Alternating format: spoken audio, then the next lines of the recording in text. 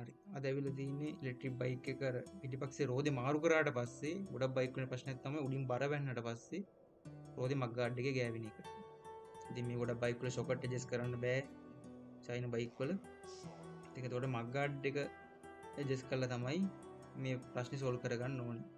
ඉතින් මග් ගාඩ් එක සම්පූර්ණ එන යකඩ කවුලින් එක ගලව ගන්න ඕනේ මග් ගාඩ් එක ඇතුලෙන් එන. ඉතින් ඒකට අපිට පිටිපස්සේ එන ප්ලාස්ටික් කවුලින් එක සම්පූර්ණ ගලවලා අයින් කරන්න වෙනවා. ඉතින් ඒ වැඩේ තමයි මේ කරන්නේ පිටිපස්සේ කවුලින් එක අයින් කරන එක.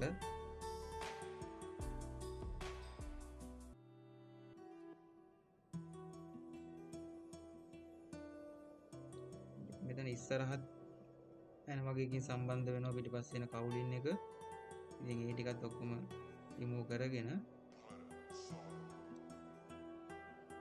මේ ඉතින් පිටිපස්සේ ලයිට් වලට එන වයර් එක. ඊට පස්සේ මෙන්න මේක තමයි අපිට මග් ගාඩ් එකට එන බ්‍රැකට් එකක් එනවා. ඉතින් ඒකත් එක්ක අපි මේ නම්බර් ප්ලේට් බ්‍රැකට් එකත් එක්ක එන කෑල්ල ඔන්න ඔය කෑල්ල අපි ගලව ගන්නවා. මේක බයිකින් බයික් එකට වෙනස් වෙන විදිය.